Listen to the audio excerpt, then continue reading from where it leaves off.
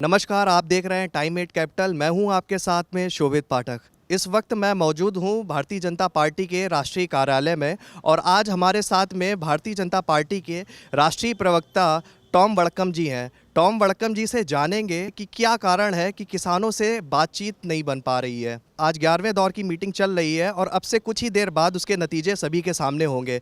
तो चलिए आज हम बात करेंगे किसान से जुड़े हुए मुद्दों के बारे में।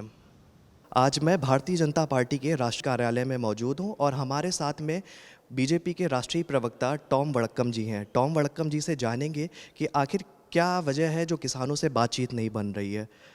सर, बहुत बहुत स्वागत है आपका हमारे चैनल में। सर, मेरा सवाल ये है आपसे कि क्या वजह है जो सरकार किसानों से अभी बातचीत नहीं बन पा रही है सरकार की। देखिए, जब हम बात कर रहे हैं वहाँ भी बातचीत चल रहा है, ऐसा नहीं है कि बातचीत नहीं चल रहा है, लेकिन स्वाभाविक है ये विषय थोड़ा पॉलिटिसाइज हो चुका है। बात किसानों से हटकर कुछ पॉलिटिसाइज होने के कारण उसमें बाधा आ जाते हैं और हमारे कोशिश हैं, ये सरकार का पूरा कोशिश है कि किसानों का पूरा बात सुने और उनका पूरी बातों में हम सहमति लाएं और उस सिलसिले में हम लगे हुए हैं और मैं समझता हूँ, उम्मीद करता हूँ कि आने वाले 2-3 घंटे में कुछ ना कुछ निकल आएगा। सर, सरकार कई दिनों से विपक्ष पे ये आरोप लगा रही है कि वो कहीं ना कहीं किसानों को गुमराह कर रहे हैं, लेकिन कल ही इस सवाल से जुड़े हुए मुद्दे पर राकेश टिकैत जी ने कहा कि ऐसा कहीं कुछ भी नहीं है, हमें किसी के भी द्वारा गुमराह नहीं किया जा रहा है। इस बारे में आप क्या कहना चाहते हैं? नहीं, टिकैत जी जो भी कहते हैं वो उनका समझ में है, लेकिन हमारा ये कहना है कि 10वीं या 11वीं राउंड है ये बातचीत और हमारा उम्मीद ये है कि आने वाले कुछ घंटों में कुछ ना कुछ निकल आएगा और उम्मीद है, हम उस उम्मीद पर बरकरार हैं और ये सरकार किसानों के लिए बना है, किसानों के साथ हैं ये।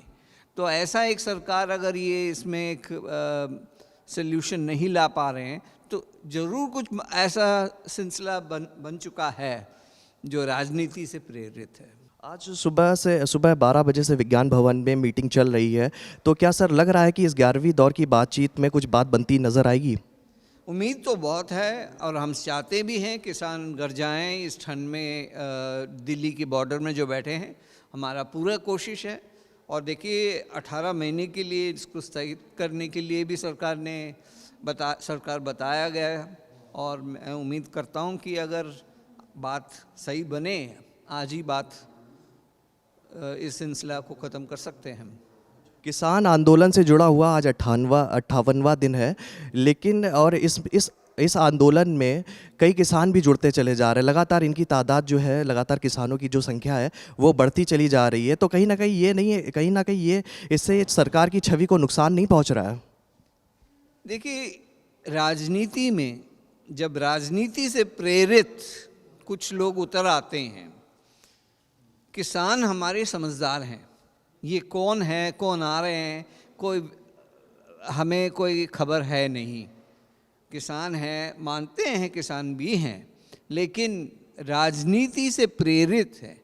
जब राजनीति आप इससे हटाओगे तो आपको ये समझ आएगा कि किसानों का ज़रूरत क्या है और कोशिश हमारा लगातार ये है कि इस समस्या का हल ढूंढें और इस तलाश में हैं हम कि ये समस्या जल्दी से जल्दी हल करें।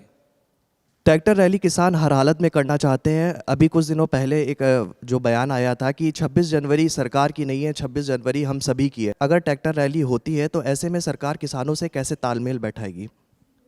देखिए, ये सुप्रीम कोर्ट ने इस समस्या का हल ढूंढा है। उन्होंने कहा कि दिल्ली गवर्नमेंट और दिल्ली एडमिनिस्ट्रेशन, दिल्ली पुलिस इस बात पर बातचीत कर सकते हैं और वही इसका एक हल निकाल सकते हैं। तो बातचीत से हर चीज़ का हल निकलता है। अगर किन्हीं कारणवश बातचीत नहीं बनती है या तालमेल किसानों के साथ सरकार नहीं बैठा पाती है तो इसके बाद में सरकार के पास क्या विकल्प रहेगा?